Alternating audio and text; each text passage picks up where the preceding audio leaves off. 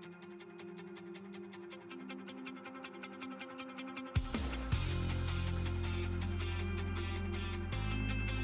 I want to tell you a quick story about something that happened to us in a school in Birmingham. So we done a full day of lessons, and then at the end of the day, just like Higher, we did a gig.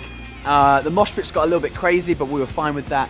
And then we did a preach at the end where we talked about God. And during the preach, we talked a lot about healing. And then towards the end, a lot of the kids started to ask questions, kind of like poking us, challenging us, seeing if what we were talking about was true. And at the end, a few kids came up to us. Particularly one boy came up to me, and he asked if I could pray for him.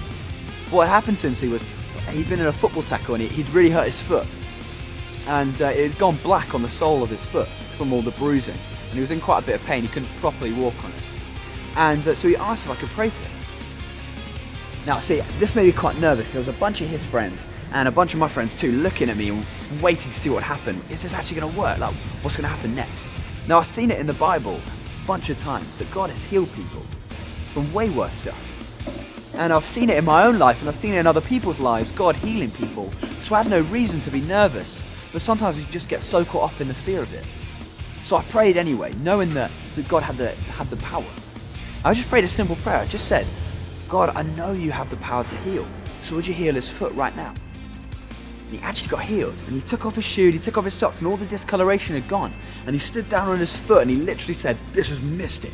Because he wasn't expecting it. You could see it on his face and the face of his friends too. They were not expecting this outcome. They didn't expect it to work. But he actually got healed. But that's the thing, see, we get so caught up with this image of a faraway God who's sat on a cloud looking down at the rest of us, but that's not true. That's not what God's like. He's here, he's alive, he's doing stuff, and he's moving today.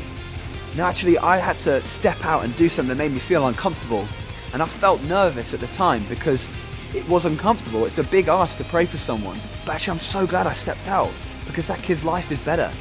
It means he can walk on his foot, he can go back to playing sport, but more importantly, he knows that God is alive.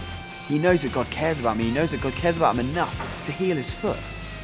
And we have this amazing opportunity to pray and ask God to move for real in our lives. He has the power to do amazing things.